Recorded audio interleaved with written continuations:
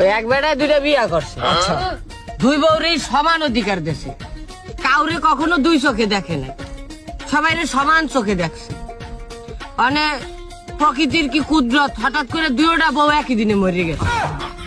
তো বেটাই চিন্তা করছে আমি যেহেতু দুই বউর সাথে সমান ইনসাফ করছি, এদের মৃত্যুর পরে আমি তাদের সাথে সমান ইনসাফ করব।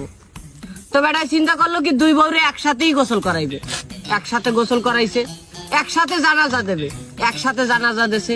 তারপরে যখন তারে কবর দিতে নিয়ে যাবে তখন ঘর থেকে বাইর করবে, আর একটা ঘরে তো দরজা একটাই থাকে, তখন করবে কি বেটাই চিন্তা করছে আমি একসাথে আমার দুই বউরে যেহেতু বের করবো, তো আমার আর একটা নতুন দরজা বানান দরকার। তো মিস্ত্রি আইনা কাটায় কোটায় একটা দরজা বানাইছে নতুন, মানে দুই দরজাটা সমান ভাবে বউ দুজনে বাইর করিয়া নিয়ে যায় দাফন দিয়ে আসছে। ওদিনকার রাত্রে বেটায় ঘুমানোর পরে তার স্বপ্নে এক বউ আসছে, আইসে কয় তুমি ছোটটারে নতুন দরজাটা বাইর করছো আর আমারে পুরান দরজাটা বাইর করছো, আমি আগের থেকেই জানতাম যে তুমি তোমার ছোট বউরে বেশি ভালোবাসো।